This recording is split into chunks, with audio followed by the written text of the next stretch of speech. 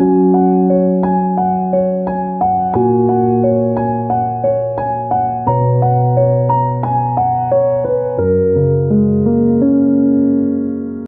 week, we're going to take some time together just to sit with and really unpack the message our pastor gave us. It was called A Church That Strengthens One Another, based in Galatians 6. And it just felt like it moved us past the usual theology and put the focus right on the tangible day-to-day reality of how we're supposed to be holding each other up. It really did. It felt like a necessary reset. We spend so much time talking about doctrine, about what we believe, but this shifted the whole conversation to how we live, how we practice it. Right. The mission he laid out is, well, it's a huge challenge to go from just being a group that tolerates each other to one that's actively restoring and sharing strength. Absolutely. And the way he started it with something so primal, so immediate, like the power of a smell. I mean, that just grabbed me. Yeah. It forced me to look at the invisible walls I put up, even when I think I'm being open and generous. Yeah.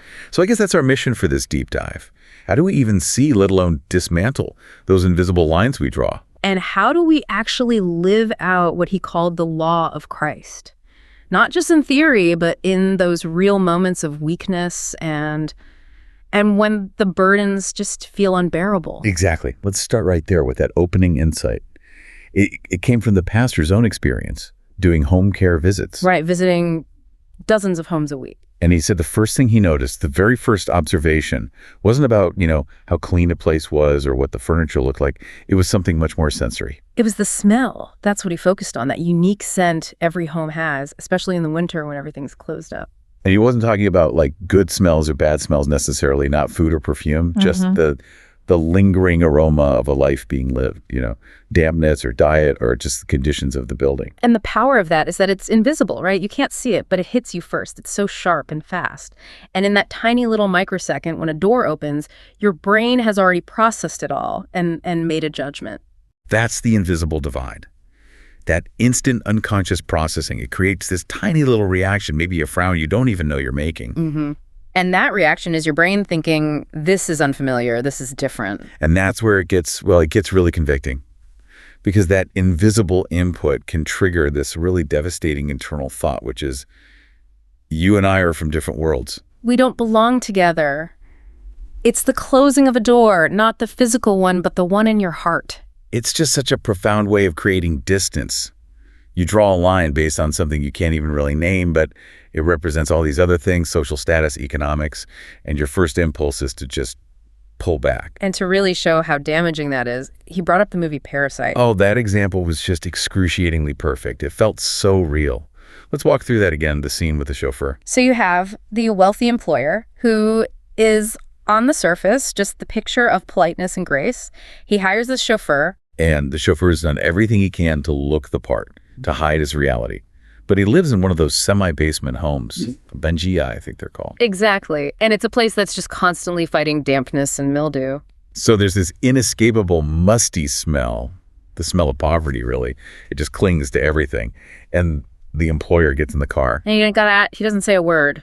He doesn't have to. But you see this tiny, almost imperceptible frown. And then what does he do? He rolls down the car window. That's it. That's the moment. Rolling down the window, that is him drawing the invisible line. Outwardly, he's perfect. He's polite, he's gracious, he pays the man. But inside, the judgment has been made. It's sealed. You are different. You can work for me, but you cannot cross over into my world, into my life.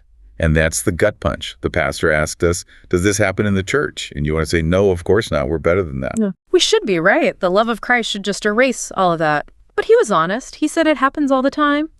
We smile, we shake hands, we say, God bless you. But inside, we're holding up these invisible standards. We're filtering people. Oh, they're too different from me economically, or, their education isn't at the same level, or their career isn't what I respect. Even their character, or their beliefs. Their faith seems a little shallow to me. And so you engage in this quiet little sorting process. You curate your relationships at church to only include people who meet your hidden criteria. And the result, he said, is that these invisible lines are just so much stronger than we think. They literally block our hearts. They stop the flow of love. Yeah, you end up in this safe, polite bubble with people who look and think and, smell just like you do. And then what happens when one of those people you've already sorted into the other category stumbles, or when they collapse under a burden? Yeah. You hesitate because you've already decided they're not really part of your inner circle. And that's the critical point.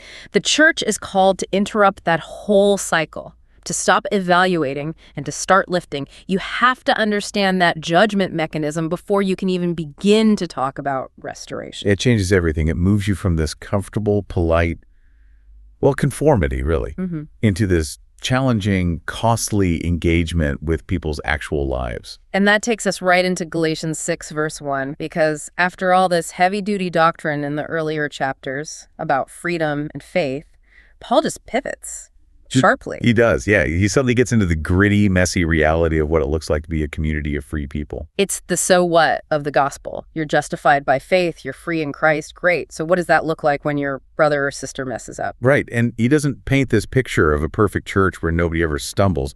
He just assumes it's going to happen. He starts right there. Brothers and sisters, if someone is caught in a sin. The test of a real community is how it responds to the fall. And the pastor's insight on that phrase, caught in a sin, was so important. He explained that in the original language, it's not talking about some, deliberate, malicious rebellion. It's not someone shaking their fist at God. It's more like stumbling, faltering, losing your balance because you were overwhelmed by a weakness. It's an admission that we're all human. The church is full of people who stumble because life is hard and we're fragile. The Bible is just refreshingly honest about that. And if you start there, from that place of shared fragility, it changes the questions you ask. You stop asking the judgmental ones. Right. You don't lead with, why did you fall? Or how could you do that? Or that awful one, don't you have enough faith? Ugh, yeah. The pastor said, the only question that really proves a church is spirit-led is this: how will we restore the one who has fallen? That's it. That one question, it just cuts through all the self-righteousness. And Paul says it's the spiritual people who should do this. Which, again, the pastor had to redefine for us. Because spiritual doesn't mean perfect. It doesn't mean you're morally superior or you stand on some high horse judging everyone. No. In this context, being spiritual means you are willing to stand in the place of restoration. It means you get down in the dirt with the person who fell. You extend a hand. You participate. You do it gently. And that word is so important. Gentleness isn't weakness. It's not just ignoring the problem to be nice. Not at all. True gentleness is this incredible strength. It's the strength to speak the truth, to say, yes, this was a stumble, but to do it without belittling the person, without crushing them. You value the person more than you hate the sin. Exactly. And then he did that deep dive into the Greek word for restore, kathartizo. Oh, that was just phenomenal. So practical. It had this dual meaning. The first was to set a broken bone. I mean, just picture that. It's a careful, skilled process. It can be painful, right, to set a bone correctly, but it's absolutely necessary for healing. It's about realignment. And the second meaning was just as good. To mend a torn net. Yes. A fisherman wouldn't just throw away a valuable net because it had a hole in it. Of course not. You sit down and you patiently, meticulously repair it, stitch by stitch. You put those two images together, the surgeon setting a bone and the fisherman mending a net, and that's the mandate for the church. We are not a place that discards broken people. We're a workshop, a hospital, a place where the broken are made whole again and the torn are mended. And that is what it means to be a spiritual community. It's costly, difficult work. Yeah. But it's the only work that actually tears down those invisible walls we started with. So once you've committed to restoring, not condemning, the conversation has to move to the weight of it all, to the burdens. Which brings us to verse 2. Carry each other's burdens, and in this way you will fulfill the law of Christ. And the pastor was so clear. These are not small things. These aren't minor inconveniences. No. The word implies a crushing weight, a load that is literally impossible for one person to carry alone. If you try it, you will collapse. It's inevitable. He gave that list of examples, and it was just so real. The weight of grief, the weight of failure and disappointment. The pain of wounds and just that deep, pervasive loneliness, financial crisis, chronic illness, family struggles that just suck the life out of you. These are the things that make you falter, that make you sink. And when you face that alone, You can't be resilient. The weight is just too much. And that story the pastor told, that personal story about moving. Oh, that was so powerful. About trying to move something heavy by himself, thinking he could handle it. Yeah, and you could just feel it in his description. The legs trembling, the arms shaking, the certain knowledge that if he dropped it, everything would be ruined.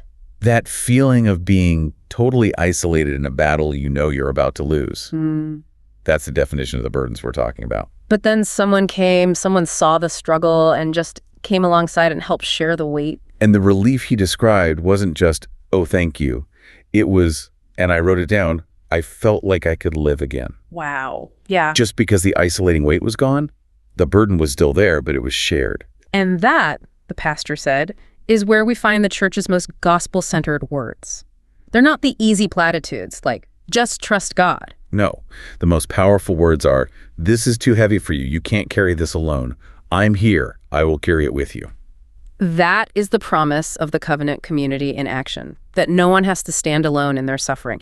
It's the complete opposite of that parasite example. It's replacing judgment with shared commitment. And it's more than just, feeling bad for someone. It's actual support. It's your time, your hands, your shoulders. Walking with them. And that, Paul says, is how we fulfill the law of Christ. Let's unpack that a little because it's a huge idea. What is the law of Christ? Well, it's so brilliant because Paul is writing to the Galatians who were obsessed with the old law, Mosaic law, a list of rules and regulations. Right, a system of obligation. And Paul contrasts that with the law of Christ, which isn't a new list of rules at all. It's a law of voluntary love lived out together. So it's not something that condemns you if you fail. It's something that empowers you. It's simply selfless love for your neighbor. Exactly. When you choose to lift a burden you're not obligated to lift, you're imitating Christ himself, who is the ultimate burden bearer. He carried everything for us, our sin, our failure, our loneliness. That promise, come to me, all you who are weary and burdened. And I will give you rest. That's the foundation for all of this. The church is meant to be the physical expression of that promise to the world. So our response to someone collapsing has to be active. It has to be strengthening. And that's how the law of Christ becomes visible. It's lived out. But the sermon didn't end there on that high note. It got very real about how hard this is, how exhausting it can be. Which brought us to the end of that section in Galatians 6, the part about sowing and reaping. Let us not become weary in doing good. For at the proper time we will reap a harvest if we do not give up. And that warning against becoming weary is so critical because this work, this restoration, it's a long game. It is. It's almost never instant. You can pour so much love and energy and prayer into someone and see nothing happen for a long time. And that's where the weariness comes from. It's like planting a seed. You have to tend it and water it, but all the real work is happening underground where you can't see it. That's a great way to put it. You can help someone for months, even years, and not see any big visible change. And it's so easy to get discouraged, to feel like, what's the point? Right. And the insight here was that we can't operate on a timeline of instant results. We have to trust God's timing. We have to trust that if you sow love and gentleness, there will be a harvest, eventually. But the danger is giving up too soon, withdrawing your hand because the healing isn't happening on your schedule. But there's another kind of weariness too, isn't there? It's not just from seeing no results. It's the exhaustion of actually carrying the burden. The bearers need to be borne up too. That's such an important point. It has to be a network. The people doing the restoring also need restoration. The caregivers need care. Otherwise, the whole system just burns out. It becomes about this whole ecosystem of reciprocal support. And that requires us to keep checking our motives. Are we sowing to get a quick thank you or a success story? Or are we sowing to the Spirit, trusting that even the hidden acts of love are generating life, whether we see it or not? And that led to those final, really direct challenge questions the pastor left us with. They're designed to make you uncomfortable, I think. They are. The first one was, am I ignoring someone collapsing under a heavy burden? Do I even see it? The second one hits at the root cause. Am I drawing invisible lines based on my own standards? Am I still doing the smell test? And the third is the accountability check. Am I leaving someone who is stumbling to be alone? Am I actively withholding the hand of restoration? Answering those questions honestly. I mean, that's what determines if we're actually becoming a church that strengthens. The final image he painted was just. It was the whole message in one picture. This person who is so crushed by life, they can barely breathe, their knees are buckling. And if no one steps in, they fall, they're ruined. But when that faithful hand reaches out, When someone gets their shoulder under the weight and says, I've got you, I'll carry this with you, something miraculous happens. The person gets a chance to catch their breath. They find the strength to stand up again, not because of their own willpower, but because love was made tangible for them. That's it. That is the church alive. So wrapping this up, the core message seems so clear. The law of Christ is love lived together. And our challenge right now, this week, is to start tearing down those polite, invisible walls in our hearts and commit to the slow, costly, beautiful work of restoration. So as we go into our week, maybe this is the thought to carry with us. Picture it. If our church really lived this out, if we carried burdens across all those difficult lines of class and opinion and everything else, what would that look like? How could that kind of tough, gentle, committed love actually transform our families, our workplaces, even our whole society? Let's try to be a church that truly strengthens one another.